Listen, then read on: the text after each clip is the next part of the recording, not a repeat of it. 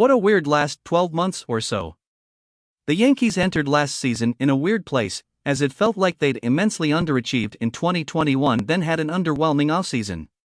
So of course, they came out of the gates with their hair on fire, looking like one of the greatest teams of all time, until they did not, as a second-half swoon jolted everything back to reality. Despite a bitter end to the 2022 season, they still won 99 games and advanced to the ALCS.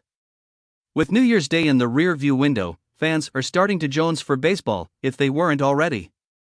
What can we expect from the 2023 iteration of the Bronx Bombers? Here are 3 reasons to start saving your pennies for World Series tickets. 1. The starting rotation. The Yankees' second most notable signing of the offseason brought a bona fide top-of-the-rotation starter to the Bronx to pair with Garrett Cole, in the form of Carlos Rodon. As things stand right now, those two headline a rotation that features the revelation known as Nestor Cortes, flamethrower Luis Severino, and deadline acquisition Frankie Montas. If that sounds like a pretty solid 1 through 5, that's because it is. Using Steamer's 2023 projections, we can get a glimpse of what might be in store.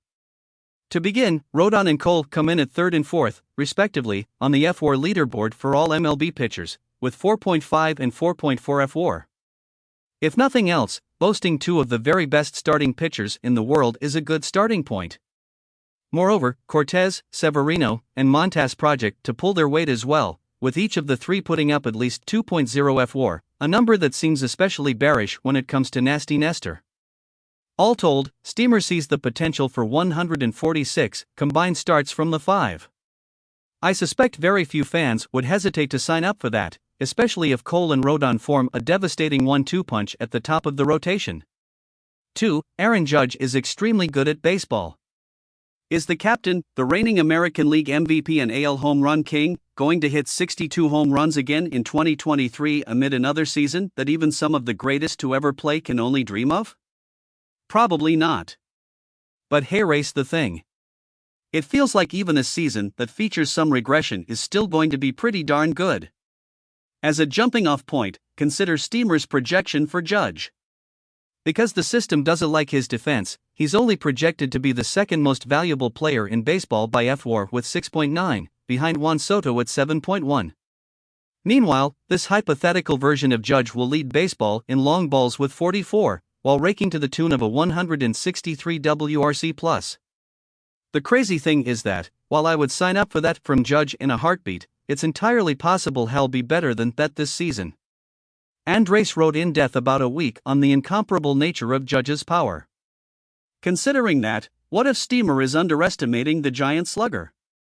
What if his 2023 looks more akin to 8.0 F-WAR, 50-plus home runs, and a WRC+ closer to 180? 3. The kids are alright.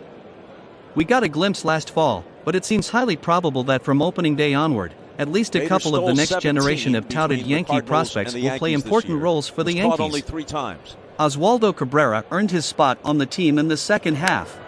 A drive to and it deep feels right. like Oswald Peraza will get every chance to win the starting shortstop gig for New York.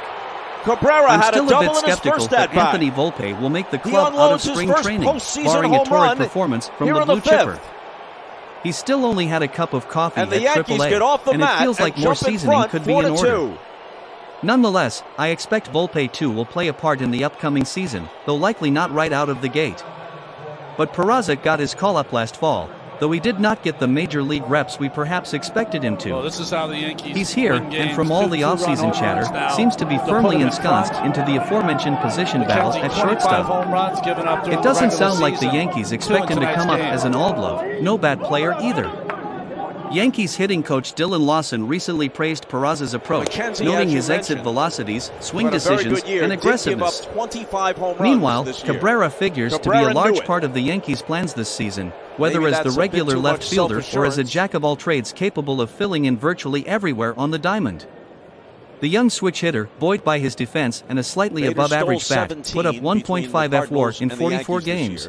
It's perhaps unrealistic to expect him to exactly replicate that in 2023, though it all take 5.0 F-WAR in 145 or so games, but he showed tantalizing potential last fall, and it's exciting to think what he can do with a full season to showcase his versatility.